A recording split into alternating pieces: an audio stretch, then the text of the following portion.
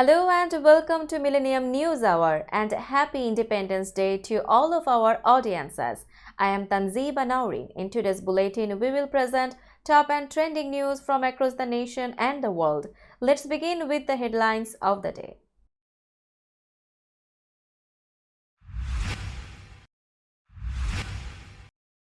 Revelers across the US brave heat and heavy downpours to celebrate 4th of July.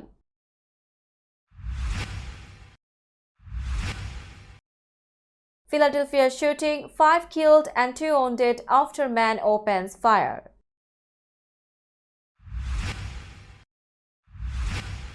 Shots fired into a crowd of hundreds after a holiday festival in Texas leaves 3 dead, 8 injured.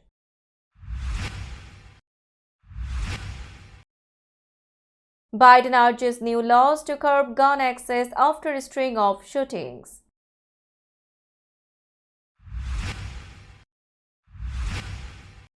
Suspicious powder found at the White House when Biden was gone was cocaine, AP sources say.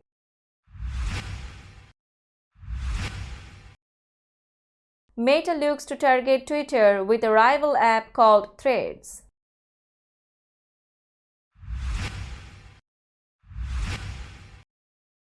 Israeli troops begin leaving Jenin camp hours after Palestinian attacker owns 8 in Tel Aviv.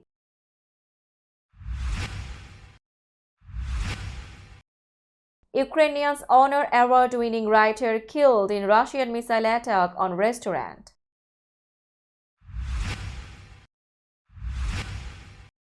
Putin says Russia is united as never before during Shanghai Cooperation Organization meeting. Russia says it foiled Ukrainian drone attack on Moscow as Kiev's counteroffensive grinds on.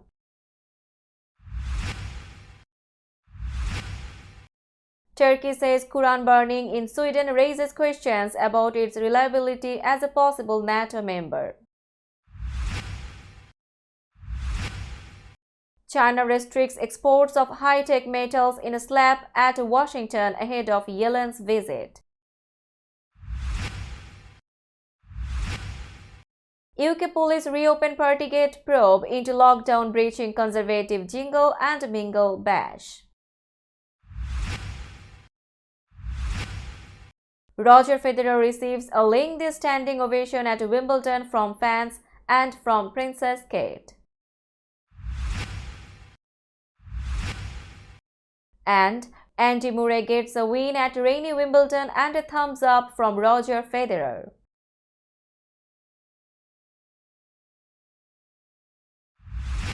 You were listening to headlines, now news in detail. America is celebrating 246 years of independence. Revelers across the US braved heat and heavy rain to take part in 4th of July activities Tuesday, celebrating the nation's founding with parades, fireworks, and hot dog eating contests at a time of lingering political divisions and concerns about the country's future. In Boston, people dodged raindrops to nab a coveted space on the grassy oval in front of the Hatch Shell along the Charles River ahead of the traditional Boston Pops fireworks spectacular. Hundreds of thousands of partygoers typically line both sides of the river for the fireworks spectacular that follows a concert. At another long-standing celebration, fans of competitive eating crowded to watch Nathan's famous 4th of July hot dog eating contest held in the Coney Island section of New York City. New York wasn't the only state where weather factored into events. While the holiday put a spotlight on how Americans carry different views of patriotism, many people embraced the holiday with whimsy and a sense of community. In Hannibal, Missouri, the hometown of Mark Twain, the 4th of July weekend coincides with National Tom Sawyer Days. Fence painting and frog jumping contests were held. Altoona, Iowa dubbed its celebration Carnival. In addition to the nod to America's birthday, the festival marks the 100th anniversary of the first acre of commercial hybrid seed corn, grown and harvested in Altoona in 1923. 26-foot high fiberglass corn cob statues decorated by local artists were being unveiled and will later be placed around the town of 21,000 residents. In Joppatown, Maryland, hundreds of people lined up at a Sheetz gas station to pump regular fuel at $1.776 per gallon, WBAL-TV reported. Sheetz set the price per gallon in commemoration of the year the Declaration of Independence was signed, according to a statement posted on the company's website. Running events were a feature of many celebrations. 5 people have been killed and 2 children wounded after a man wearing a bulletproof vest opened fire in the U.S. city of Philadelphia. The suspected attacker, a 40-year-old man who is now in custody, was carrying an AR-15 style rifle, a handgun, a police scanner, and ammunition. He has no known connection to those killed, who police said were aged between 15 and 59 years old. Police were called to the city's southwestern Kingsasing area on Monday. When officers responded, they did identify and find some gunshot victims, Police Commissioner Daniel Outlaw said. As they were scooping up the victims and preparing them for transport to hospital, they also heard multiple gunshots. Officers then chased the suspect on foot while gunfire continued to ring out, damaging parked cars and littering the streets with shell casings. At about 8:40 p.m. local time, police cornered the man in an alleyway. He surrendered and was taken into custody without further incident. At a news conference on Tuesday, Philadelphia Mayor Jim Kenney described a marauding attack by an assailant wearing a bulletproof vest and shooting indiscriminately. Commissioner Outlaw said the armed and armored suspect fired his weapon at random, shooting 7, killing 5, including children, babies, she said. There is no reason to believe there are additional suspects, Commissioner Outlaw added. 3 people were killed and 8 others injured when shots were fired into a crowd of hundreds following a festival in a Texas neighborhood, authorities said. The shooting in the Fort Worth neighborhood of Como happened at about 11:47 p.m. Monday, and police said a chaotic scene followed as people tried to flee on foot and in vehicles as shots rang out. The shooting happened just hours after the end of the Independence Day celebration called Como Fest in the historically black neighborhood. Fort Worth Mayor Mattie Parker said she was devastated by the news of the shooting.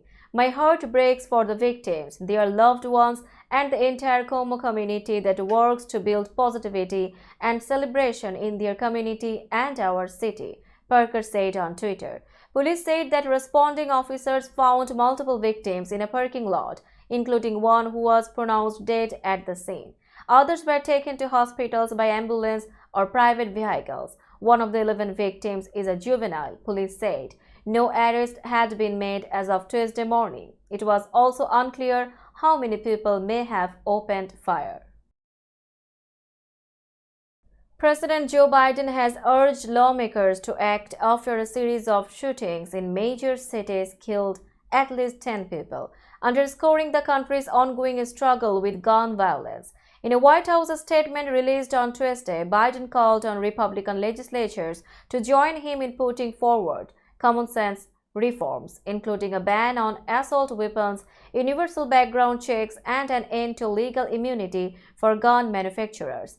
Over the last few days, our nation has once again endured a wave of tragic and senseless shootings in communities across America, from Philadelphia to Fort Worth, Baltimore to Lansing, Wichita to Chicago, Biden said. The wave of shootings began on Friday as the U.S. embarked on the start of a long holiday weekend, culminating on Tuesday with Independence Day.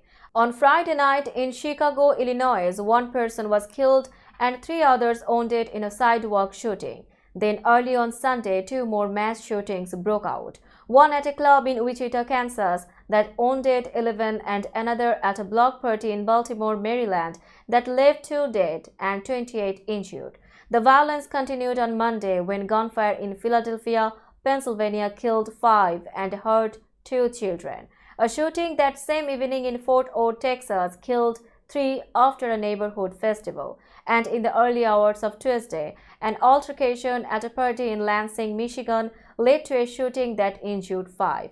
In his statement, Biden said the epidemic of gun violence in the U.S. is tearing our communities apart. The White House was briefly evacuated Sunday evening while President Joe Biden was at Camp David after the Secret Service discovered suspicious powder in a common area of the West Wing, and a preliminary test showed the substance was cocaine, two law enforcement officials said Tuesday. Secret Service agents were doing routine rounds on Sunday when they found the white powder in an area accessible to tour groups, not in any particular West Wing office, the officials said. The officials were not authorized to discuss an ongoing investigation and spoke to the Associated Press on condition of anonymity. The complex was evacuated at about 8:45 p.m. Sunday as fire and emergency crews were brought in to do a rapid test, which preliminarily identified cocaine. The White House was soon reopened and the powder was sent for further testing. Biden and his family left for Camp David on Friday and returned to the White House on Tuesday. The Secret Service said in a statement that the White House was closed as a precaution as emergency crews investigated, and that the District of Columbia Fire Department was called in to evaluate and determine that the substance was not hazardous. The item was sent for further evaluation, and an investigation into the cause and manner of how it entered the White House is pending, the Secret Service said. Meta is poised to unveil a new app that appears to mimic Twitter, a direct challenge to the social media platform owned by Elon Musk. A listing for the app called Threads appeared on Apple's App Store, indicating it would debut as early as Thursday. It is billed as a text-based conversation app that is linked to Instagram, with the listing teasing a Twitter-like microblogging experience. Threads is where communities come together to discuss everything from the topics you care about today to what will be trending tomorrow, it said. Instagram users will be able to keep their usernames and follow the same accounts on the new app, according to screenshots displayed on the App Store listing. Meta declined to comment on the app. Musk replied "yeah" to a tweet from Twitter co-founder Jack Dorsey saying, "All your threads belong to us," along with a screenshot from the App Store's privacy section showing what personal information might be collected by the new Meta app. Threads could be the latest headache for Musk, who acquired Twitter last year for $44 billion and has been making changes that have unnerved advertisers and turned off users, including new daily limits on the number of tweets people can view. Meta has good timing because Twitter users are growing frustrated with Musk changes and looking for a viable alternative, said Matt Navarra, a social media consultant. Threads presents the opportunity to jump to a platform that can give them many of the things that they want Twitter to continue to be that it no longer is, he said. Now it's time for global updates.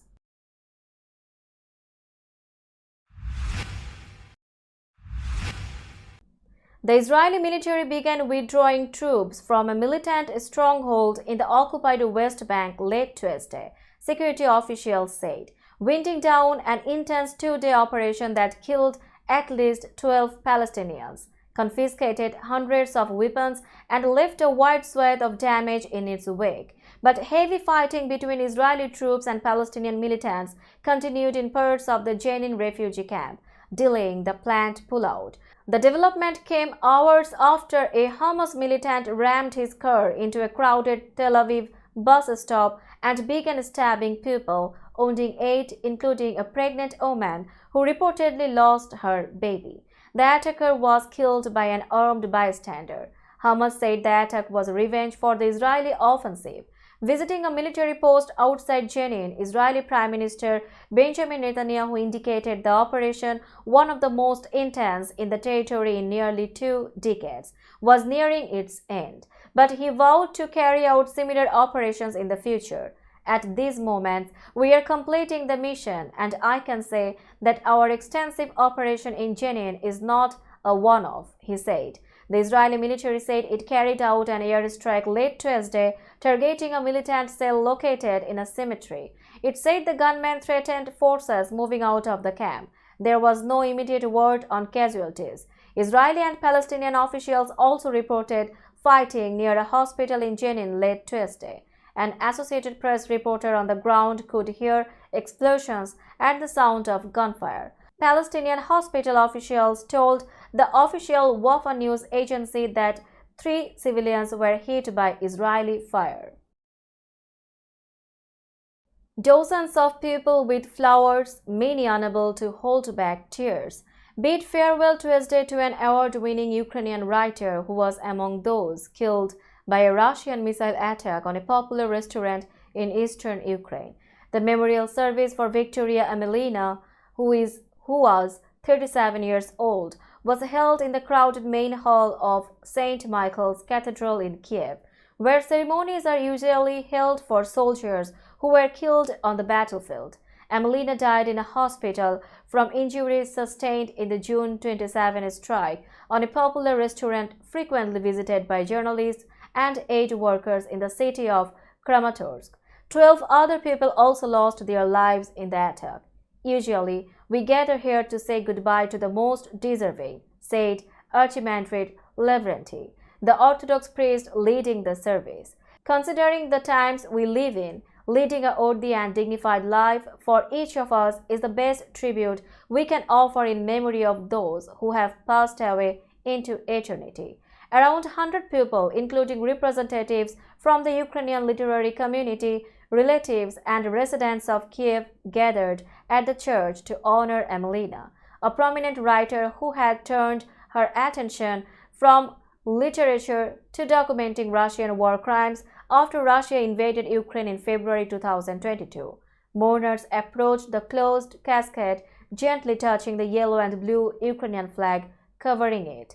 Many couldn't hold back tears. To the left of the casket, people laid flowers, some of which were adorned with ribbons in the colors of the Ukrainian flag. At the end of the farewell, a mountain of flowers stood next to a portrait of Amelina, a red-haired woman with a pale face and a penetrating gaze pictured against a dark background. A funeral will be held Wednesday in Amelina's hometown of Lviv. President Vladimir Putin said Tuesday that the Russian people are united as never before, seeking to project confidence in the wake of a short-lived revolt while participating in a meeting of an international organization that offered him a sympathetic audience. The Shanghai Cooperation Organization meeting, hosted via video conference by India, was Putin's first multilateral summit since an armed rebellion rattled Russia and comes as he is eager to show the West has failed to isolate Moscow over its 2022 invasion of Ukraine. The Asian security grouping, founded by Russia and China to counter Western alliances, also welcomed Iran as a new member, bringing its membership to 9 nations. Speaking by video link from the Kremlin, Putin praised the organization for playing an increasingly significant role in international affairs, making a real contribution to maintaining peace and stability, ensuring sustainable economic growth of the participating states, and strengthening ties between peoples. He thanked the member states for supporting Russian authorities during the short-lived mutiny mounted by Wagner chief Yevgeny Prigozhin, and said the West had turned Ukraine into a virtually hostile state, anti-Russia. Putin has frequently lashed out at the West for its support of Ukraine in the war. The summit presented an opportunity for Putin to show he remains in control after the insurrection left some wondering about divisions among Russian elites. Russian air defenses on Tuesday foiled a Ukrainian drone attack on Moscow that prompted authorities to briefly close one of the city's international airports, officials said, as a Western analysis said that Russia has managed to slow Kiev's recently launched counter-offensive. The drone attack, which follows previous similar raids on the Russian capital, was the first known assault on the city since an abortive mutiny launched 11 days ago by mercenary chief Yevgeny Prigozhin. His Wagner troops marched on Moscow in the biggest, though short-lived, challenge to Russian President Vladimir Putin in more than 2 decades of his rule.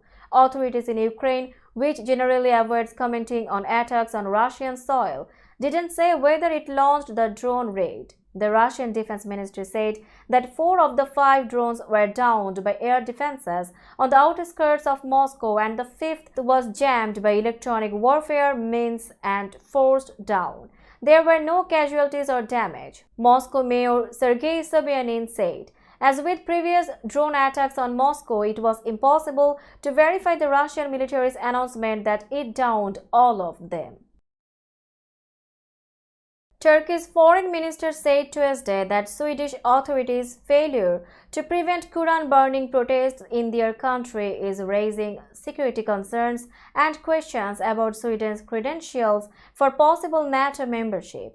But Hakan Fidan said Turkey would still approve Sweden's membership in the military alliance if Stockholm completes its homework and presses ahead with efforts to address Turkey's concerns. The fact that the Swedish security system is incapable of preventing provocations and is presenting an image of a country that brings problems to NATO instead of more power is making us think in terms of the strategic and security aspects, Fidan said at a joint news conference with his Jordanian counterpart. When it comes to Sweden's membership in NATO, whether it will become a burden or a benefit has become more open to debate, he said. Sweden and Finland abandoned their decades-long neutrality and applied to join NATO last year following Russia's invasion of Ukraine. Turkey has been holding off ratifying Sweden's membership in the alliance, accusing the Scandinavian country of being too soft toward groups that Ankara regards as threats to its security, including Kurdish militants and members of a network that Ankara blames for a failed coup in 2016. China has imposed export curbs on 2 metals used in computer chips and solar cells, expanding a squabble with Washington over high-tech trade ahead of Treasury Secretary Janet Yellen's visit to Beijing this week. The controls on gallium and germanium are intended to safeguard national security, the Commerce Ministry said late Monday. It said exports will require official permission once the rules take effect August 1, but did not say what restrictions might be applied.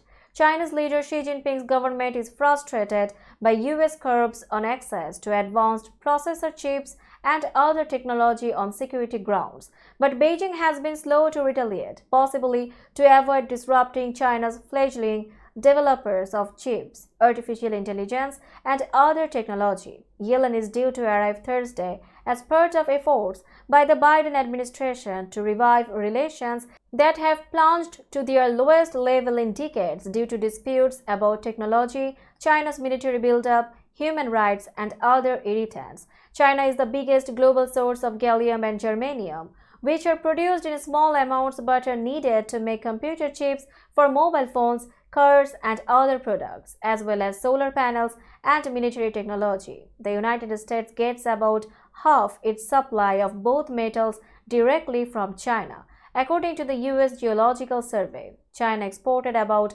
23 metric tons of gallium last year and produces about 600 metric tons of germanium per year. The United States has blocked China's access to advanced chips and the technology to manufacture them and has persuaded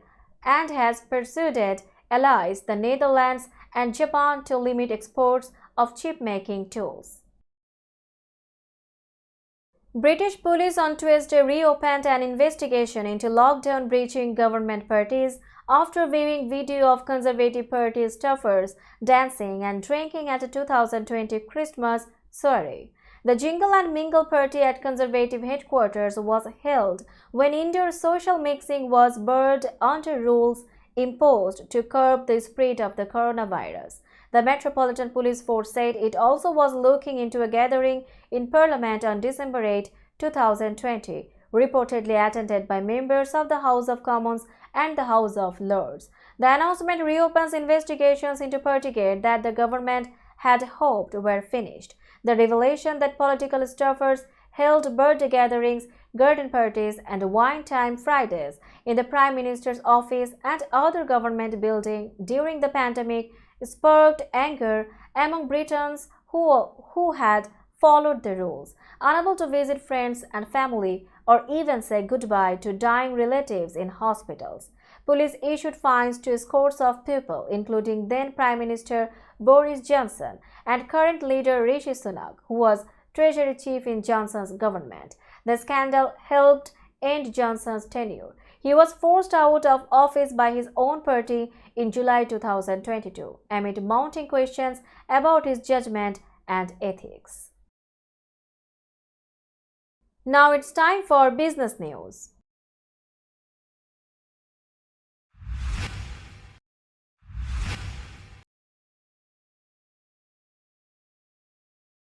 Today's New York stock close price is 15,918.50. The NYSE Composite is increased by 42.59 points or 0.27%.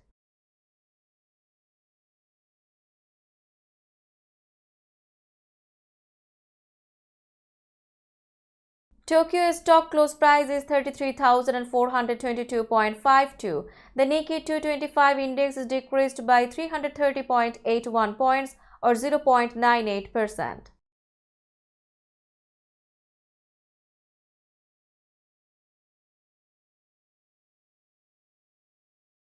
Shanghai stock close price is 3,245.35. The Shanghai index is increased by 1.37 points or 0.04%.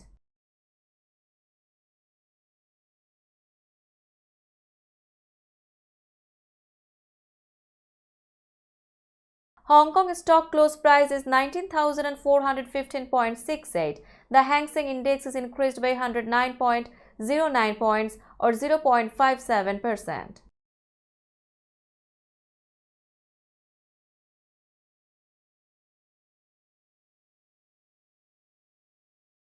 Bombay stock close price is 65,479.05. The Sensex index is increased by 274.00 points or 0.42%. Let's have a look on today's sports stories.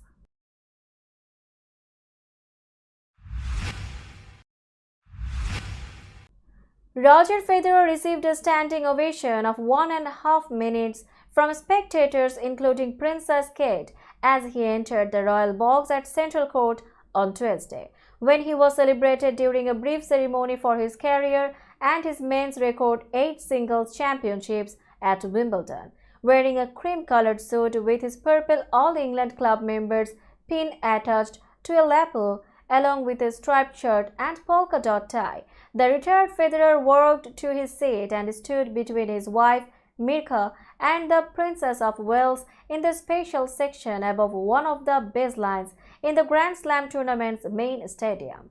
Federer waved and tapped his chest, repeatedly saying, "Thank you," as the applause and roars cascaded under the closed, retractable roof on a rainy day too at the grass court event that he once dominated. Before the start of play at Center Court, an announcer explained that Federer was being honored for his contributions to tennis, and particularly to these very special lawns. Federer, who turns 42 on August 8, announced his retirement at the end of last year following a series of knee operations. The last match of his career was a quarter-final loss to Hubert Hurkacz at the All England Club in 2021. The ceremony Tuesday included a video highlight reel that showed clips of Federer playing, winning, and speaking at Wimbledon, where he won the first of his 20 career Grand Slam titles in 2003. That was the start of a run of 5 in a row that stretched through 2007, followed by additional championships therein 2009, 2012, and 2017. In only his third Wimbledon tournament, Carlos Alcaraz is already one of the main men to beat. The top-seeded Spaniard hasn't been past the 4th round at the All England Club, but he has become the primary threat in Novak Djokovic's quest for a record equaling 8th men's title at the grass court Grand Slam. On Tuesday, Alcaraz beat Jeremy Chardy 6-0, 6-2, 7-5 on number 1 court, a fitting location for the number 1 player in the world. The match was played under the roof because rain affected play on the outside courts for the second straight day. Obviously, without the roof, with sun, is much better for me. I think for everyone as well, Alcaraz said on court. With the roof or not, I have to show my best level. His best led Alcaraz to his first major title at the US Open last year. He reached the semifinals at this year's French Open, but Djokovic ended up winning that match en route to his 23rd Grand Slam title. At Wimbledon, Alcaraz reached the second round in 2021, playing as a wildcard. He made the fourth round last year and entered this year's tournament after winning the grass court title at Queen's Club. The 36-year-old Chardy, who was playing at Wimbledon for the 14th time and at his 56th major overall, planned to retire from the sport after this year's tournament. Let's have a look on today's weather forecast.